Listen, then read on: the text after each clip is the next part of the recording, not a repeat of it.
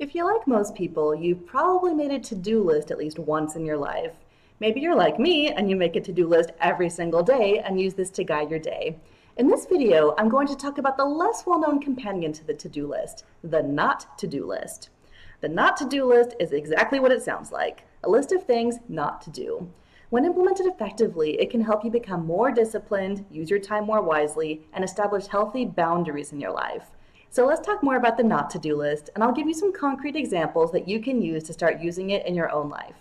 To start, what exactly is a not to-do list, and why might one choose to use one?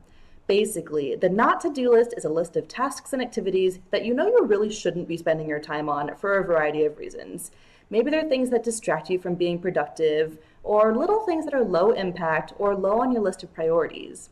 They might be things that emotionally or physically drain you, or things that you simply don't like doing. Whatever the reason, setting up a not to-do list is the first step in creating effective boundaries as a framework to live your life with more productivity and more happiness. Steve Jobs said that when you say yes to something, you're saying no to all the other things you could be doing. By using a not to-do list, you can ensure that you are only saying yes to the things that are really important to you. Let me share an example from my own life of how this might play out. I'm one of those people who can get absolutely consumed by emails. If I hear that ding on my computer or my phone, my instinctive reaction is to drop what I'm doing and read the email. There's a couple of problems with this. First, I'm allowing myself to constantly become distracted from whatever I'm doing, and then I need to refocus my brain back on the task I was originally doing after reading the email. Second, sometimes the email will contain bad news or cause me some stress, and now I've allowed that stress to affect me when I'm trying to focus on other things. And finally, it would be much more efficient if I set aside blocks of time throughout the day to focus entirely on emails. That would ensure that the emails get the full time and focus that they need, and that my other projects get the full time and focus that they need. I definitely still struggle with this, as you can plainly see, and I have a feeling that maybe many of you do as well. So this is something I will put on my not to-do list to try to focus on one thing at a time. Here's another example from my personal life.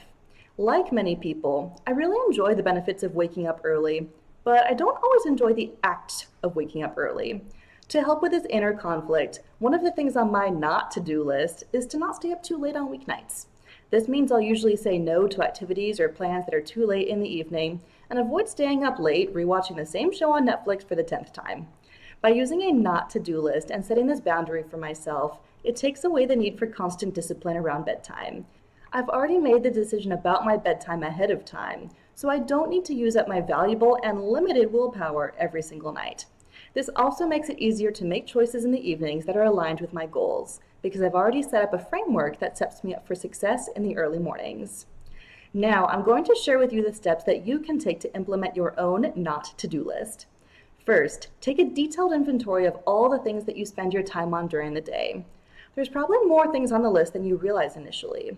Go through your calendar and text messages and think about the things that you spend your time on, maybe even out of habit. Next, take some time to identify some things on the list that maybe shouldn't be there. These could be things that waste time or that could be delegated to someone else more appropriate to do the task. They can also be things that you just don't like doing. In Marie Kondo's book that I'm obsessed with, The Life-Changing Magic of Tidying Up, she discusses the idea that you should hold each item in your home in your hands and ask yourself, does this spark joy? If it doesn't spark joy, thank it for its service and let it go. And then everything that's left in your space will be things that bring you joy. The goal of the not to-do list is largely the same, to eliminate certain things so that you spend your time in the way that brings you the most joy and is the most aligned with your goals. A word of caution on this. While making a not to-do list is relatively straightforward, sometimes sticking to it is not. You may need to practice saying no to people, and that can be uncomfortable. You may also need to practice saying no to yourself sometimes, which can be even more uncomfortable. Just know that this is a skill that will get better with practice, and once you start seeing the results of setting better boundaries in your life, you'll start to feel more comfortable respecting your own time. And that's all I have for you today. If you've made it to the end of this video, thank you so much for watching. If you enjoyed this video, you might also enjoy this one I made about how I plan my day and stay on track using the Ivy Lee method. So definitely check that out if you're interested. Thanks again for watching, and I'll see you in the next video.